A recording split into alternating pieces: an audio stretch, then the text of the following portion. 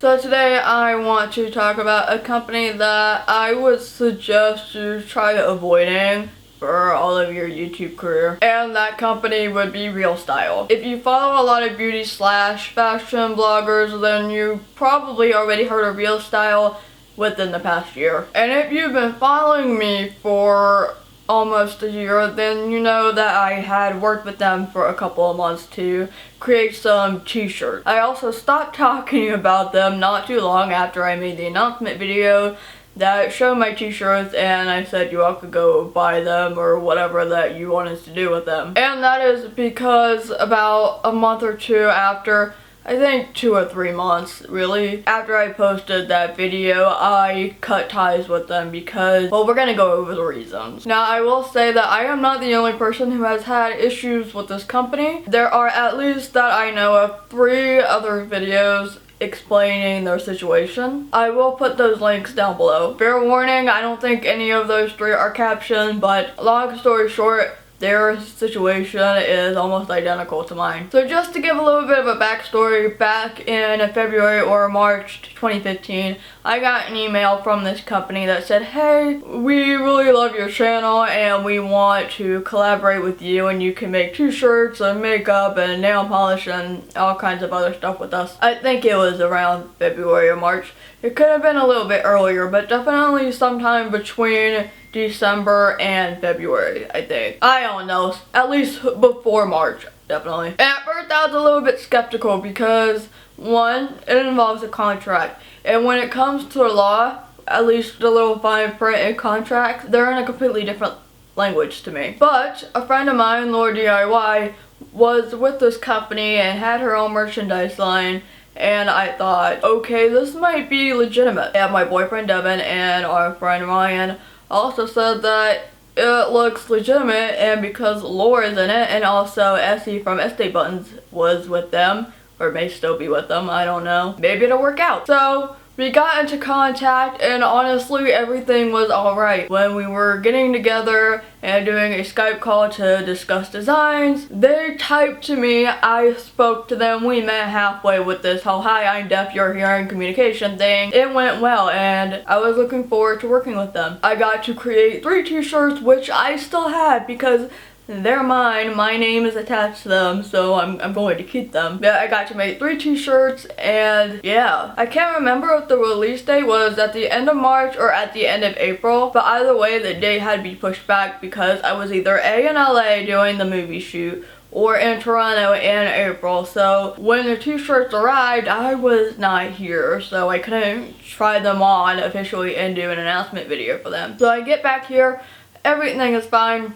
We make a video and I'm pretty excited to get that going. And I'm pretty sure that I've deleted the announcement video because it's not relevant anymore. So if you're gonna try looking for the video, it's probably not there. So fast forward about a month or 2, and this is the time when people are supposed to be getting in their t-shirts and what have you. And in the beginning, everything went alright. People were getting shirts and they were really enjoying them. However, there was the other half of the customer base that I had. Granted, it was a small one, but it was a customer base that I had nonetheless. I was getting emails and tweets, Tumblr messages, asking me what the hell was going on. And I thought, oh shit, here it comes. Because here's what happens. My name is attached, anyone's name is attached to merchandise, and they're gonna get questions first. And we risk getting a bad reputation because our name is attached to the item. But really, communication between me and the customers actually went pretty well because the minute that they told me what was going on, I went to go find out what was going on. So I got messages telling me that they weren't receiving their order, and it had been 4 weeks to 8 weeks. They were getting the wrong ones, whether it would be a different size than they ordered, or even the wrong design, which I thought was ridiculous. But the one thing that really kind of bothered me was how they would say that they were emailing them, they were tweeting them, they were writing to them on Facebook, they were calling them even, and nobody would give them a response. They would keep talking to people on Twitter, but nobody would actually respond to anything that had anything to do with hey, I don't have my order, or I have the wrong one, can you please get back to me? So nothing was going on until I actually went and contacted them, both publicly and privately, just to get something to happen. Now, my grandmother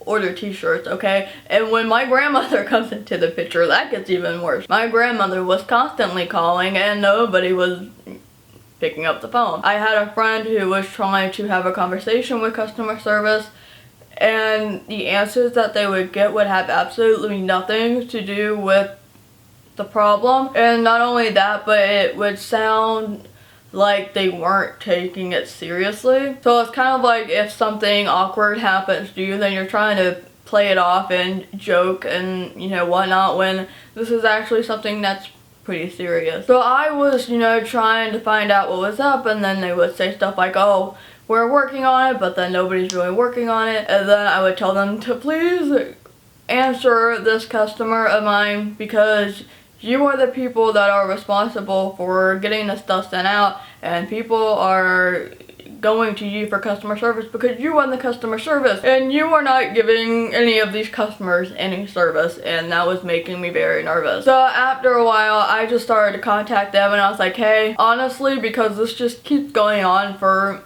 more and more weeks, if we can, I would like to end the contract with you and just go. And there was talk about how I don't have faith in their team or whatever, and I'm like, when you're not doing anything, how? Honestly, how am I supposed to have any faith in you when nobody is getting any of their orders, nobody is getting their questions answered? And I was actually looking on their Facebook page while this was going on, and other customers, people that weren't even my customers, they were other YouTubers' customers or whatever, they would leave posts saying that nobody was answering their phone calls, nobody was answering their emails, and it had been 2 weeks to a month, but they would keep. So it's been 2 weeks to a month since I've gotten any sort of response at all, and you're still, one, putting out new creators, like 6 new creators a week, which just means more merchandise, and then talking about all these new sales, yet you can't reply to the emails about sales that have already happened before these new people came in. And honestly, what's kind of weird to me is that all of these new creators that would be part of their line, all these 6 new creators that would show up a week, they all have a very low amount of subscribers. Now, I'm not saying that nobody should have an opportunity, but it's just, you're not going to be making a lot of money from people that nobody's ever heard of. So like with Grace's situation, and I think Sabrina's situation, they got taken off their contract because nobody was buying their product. Well, if you put somebody in the same line as somebody with 1 million subscribers, let's put it that way, the amount of people that buy, there's going to be a difference. But anyway, that aside, I was done. I said if we can terminate contract and just be gone, I think it would be better for us, because I'm getting stressed about nobody getting their questions answered, and you clearly just are afraid that I'm afraid of you in a way. So I think it's just better that we split up and go our own ways. Good luck to you. Thank you for the opportunity, and just let's be done. If I was a company like this and I wanted to, if I was on the customer service team and somebody was coming to me with a problem, I would want to make sure that everything is going smoothly. I want your question answered professionally. I don't want to make a joke out of it and write some nonsensical stuff in an email. And then, you know, I don't want to ignore your emails. I don't want to ignore your phone calls. I don't want to ignore your tweets or your Facebook messages or any of that. I want to make sure the people that would be buying from me are happy in the best way possible. You can't always make everything 100%, and nothing is going to be perfect, but you can try the best that you can, right? So honestly, if you get an email from this company, I would be very, very, very careful, because me and the 3 other girls are not the only people who have had problems. Big creators in that little creator line have had issues, and I'm not gonna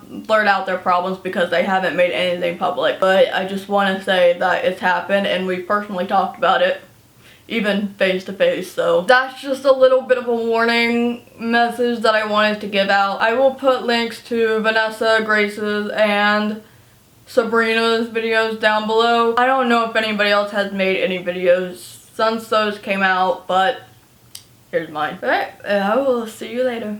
Bye.